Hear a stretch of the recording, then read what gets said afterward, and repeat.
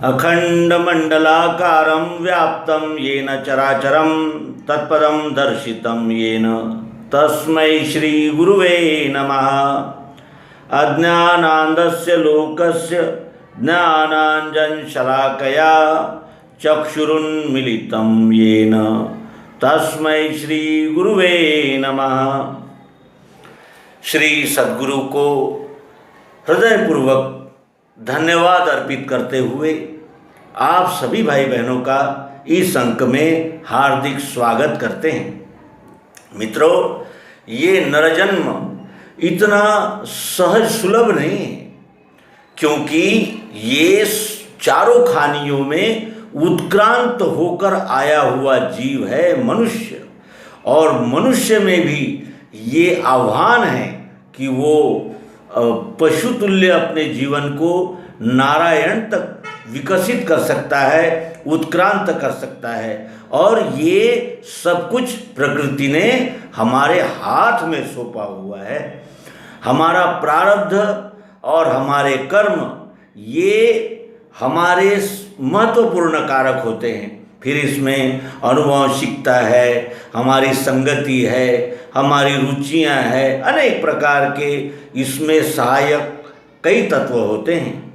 और इस तरह ये जो 5 तत्व का बना हुआ ढांचा पिंड, लेकिन ये पिंड ही अपनी योग्यता और अपने सतत लगन के सहायता से संपूर्ण यानी सर्वोच्च भूमिका तक पहुंच सकता है। और ये अवसर केवल नरजन्म ही में ही उपस्थित है, प्राप्त है।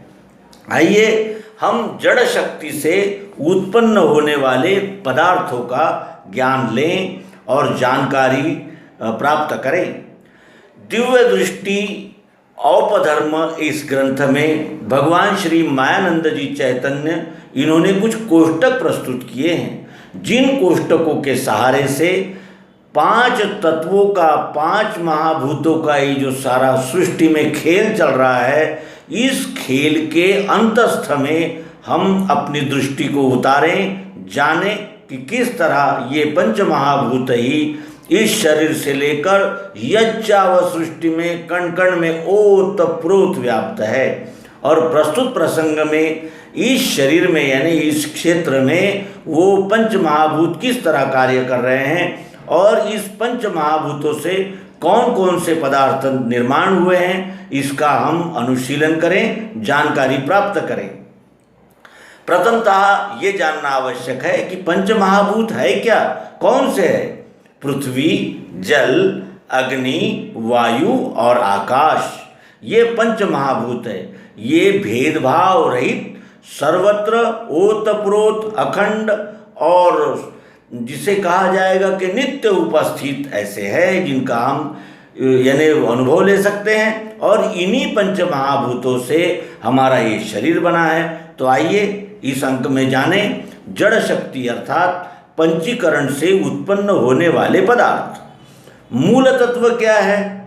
पृथ्वी, जल, अग्नि, वायु और आकाश, ये हम जान चुके हैं। अब इसके बाद देखें, इसमें 2 भूमिकाएं होती है, सूक्ष्म और स्थूल। सूक्ष्म और स्थूल इनका कॉम्बिनेशन से कोई भी पदार्थ बनता है। तो सर्वप्रथम देखें कि सूक्ष्म पृथ्वी और स्थूल पृथ्वी से क्या बना है। स्थूल पृथ्वी और सूक्ष्म पृथ्वी, इनसे क्या बना है? अस्थि, हड्डियाँ। हमारी हड्डियाँ ये पृथ्वी तत्व की देन है। पृथ्वी ये 5 महाभूतों में पृथ्वी इस महाभूत से हमारी हड्डियां बनी हैं। फिर सूक्ष्म आप यानी सूक्ष्म जल और स्थूल जल से क्या बना है? सूक्ष्म आप यानी सूक्ष्म जल और स्थूल जल से क्या बना है? शुक्र बना है, जिसे हम वीर्य कहते हैं। और ये तरल है और यही सूक्ष्म और स्थूल जल का मिलाप होने से शुक्र बना है। उसके अनंतर सूक्ष्म तेज और सूक्ष्म पृथ्वी से, सूक्ष्म जल और सूक्ष्म पृथ्वी से क्या बना है? मास। सूक्ष्म आप यानी जल और स्थूल पृथ्वी से मांस बना है, हमारा मांस। और सूक्ष्म तेज और सूक्ष्म पृथ्वी से त्वचा बनी है। सूक्ष्म वायु और सूक्ष्म स्थूल पृथ्वी से नाड़ी बनी है। सूक्ष्म आकाश और स्थूल पृथ्वी से हमारे रोम यानी बाल बने हैं, केश। उसके अनंतर सूक्ष्म पृथ्वी और स्थूल जल से शुक्र बने हैं, शुक्र जिसे हम वीर्य कहते हैं। फिर सूक्ष्म आप यानी सूक्ष्म जल से स्थूल जल और स्थूल जल और सूक्ष्म जल मिलकर क्या बना है, शोणित यानी रक्त बना है। उसके अनंतर सूक्ष्म अग्नि और स्थूल जल से क्या बना है, लार। लार जो हमारे मुंह से जीभ से सतत स्रवत रहती है, श्रवण उसका होता ही रहता है, वो लार सूक्ष्म अग्नि और स्थूल जल से बना है। उसके बाद सूक्ष्म वायु और स्थूल जल से क्या बना है, मूत्र। मूत्र यानी पेशाब, यूरिन। उसके अनंतर सूक्ष्म आकाश और स्थूल जल से क्या बना है, स्वेद। स्वेद माने पसीना। और उसके अनंतर देखें कि सूक्ष्म पृथ्वी और स्थूल तेज से क्या बना है, सूक्ष्म पृथ्वी और स्थूल अग्नि से क्या बना है, क्षुधा यानी भूख। सूक्ष्म आप यानी सूक्ष्म जल और स्थूल अग्नि से क्या बना है, तृषा यानी प्यास। फिर सूक्ष्म तेज और स्थूल जल से क्या बना, स्थूल तेज से क्या बना है, सूक्ष्म तेज और स्थूल तेज मिलकर क्या बना है, आलस्य। फिर सूक्ष्म वायु और स्थूल तेज से यानी स्थूल अग्नि से क्या बना है, निद्रा। स्थूल सूक्ष्म आकाश और स्थूल अग्नि से क्या बना है, मैथुन यानी यौन क्रिया। यौन क्रीड़ा जो हम करते हैं, रति क्रीड़ा, वो कैसे बनी है, सूक्ष्म आकाश और स्थूल अग्नि से। फिर सूक्ष्म पृथ्वी और स्थूल वायु से क्या बना है, चलन यानी चलना।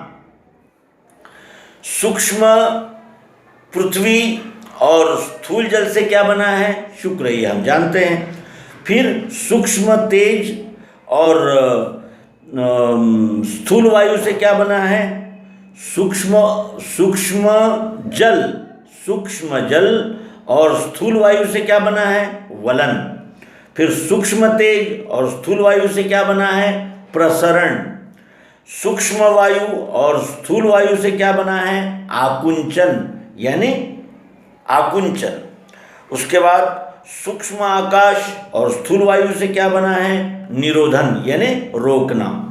उसके अनंतर देखें सूक्ष्म पृथ्वी और स्थूल आकाश से क्या बना है, काम। स्थूल जल और सूक्ष्म जल और स्थूल आकाश से क्या बना है, क्रोध। फिर सूक्ष्म तेज यानी सूक्ष्म अग्नि और स्थूल आकाश से क्या बना है, लोभ। फिर सूक्ष्म वायु और स्थूल आकाश से क्या बना है, मोह। सूक्ष्म आकाश और स्थूल आकाश से मिलकर क्या बना है, भय यानी डर। तो इस तरह हमने जड़ शक्ति से उत्पन्न होने वाले पदार्थों का जानकारी ली। अब इसको एक सरसरी दृष्टि से देखें। स्थूल पृथ्वी से क्या बना है, अस्थि यानी हड्डियां, मांस, त्वचा, नाड़ी और रोम। फिर स्थूल जल से क्या बना है, शुक्र यानी वीर्य, शोणित यानी रक्त, लार मूत्र यानी पेशाब और स्वेद यानी पसीना। फिर स्थूल तेज यानी स्थूल अग्नि से क्या बना है, क्षुधा यानी भूख, तृषा यानी प्यास, आलस्य, निद्रा यानी नींद और मैथुन यानी रतिक्रिया। फिर स्थूल वायु से क्या बना है, चलन जो हम चलते हैं, वलन यानी मुड़ना, प्रसरण यानी फैलना, आकुंचन यानी जमा होना, इकट्ठा होना और निरोधन यानी रोकना। सूक्ष्म पृथ्वी और स्थूल आकाश से काम बना है, काम यानी इच्छा, वासना। फिर सूक्ष्म जल और स्थूल आकाश से बना है क्रोध। तो स्थूल आकाश से हमें कौन कौन सी चीज़ें मिल रही है, काम, क्रोध, लोभ, मोह और भय। इस तरह 5 से ये 25 तैयार होते हैं जड़ शक्ति से उत्पन्न होने वाले पदार्थ। ये इस तरह हमने यहाँ जाने।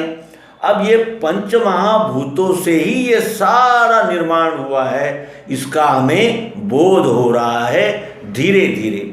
हमने पंच महाभूतों से जड़ शक्ति के कौन कौन से पदार्थ, कौन कौन सी क्रियाएं किस तरह तैयार हो रही है, इस विषय में जानकारी प्राप्त कर रहे हैं। और अगले कोष्टक में हम जड़ शक्ति से होने वाले कर्म, यानी जड़ शक्ति से कौन कौन से कर्म होते हैं, इसके विषय में विस्तार से जानकारी प्राप्त करेंगे।